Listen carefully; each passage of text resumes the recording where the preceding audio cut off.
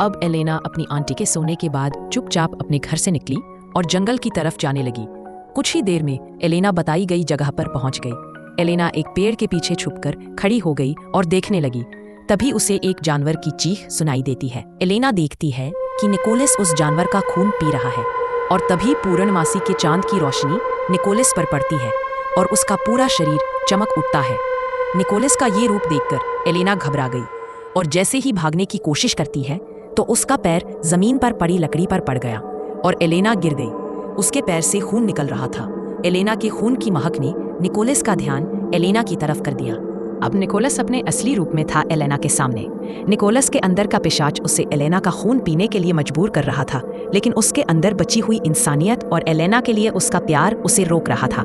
Nicholas ने बहुत मुश्किल से खुद पर काबू किया और वहां से चला गया। एलेना उठी और लगराते हुए जंगल से बाहर जाने लगी। रास्ते में एलेना को फेलिक्स मिला और एलेना को इस हालत में देखकर उसने एलेना को अपनी बाहों में उठा लिया और एलेना को उसके घर की तरफ ले जाने लगा। फेलिक्स एलेना को इस हालत में जंगल से आता देखकर बहुत परेशान हो गया था। फेलिक्स ने एलेना के घर पहुंचकर सबसे पहले एलेना की चोट पर पट्टी करी। फिर एलेना को थोड़ा डांटते हुए कहने लगा कि इतनी रात को तुम जंगल में क्या करने गई थी? कुछ हो जाता तो क्या होता?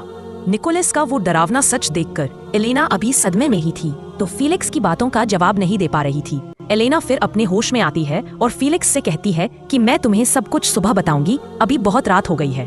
कल तुम मुझे सिटी हॉल के पास वाले गार्डन में मिलना। फेलिक्स कहता है कि ठीक है, लेकिन अब एलेना तुम सो जाओ।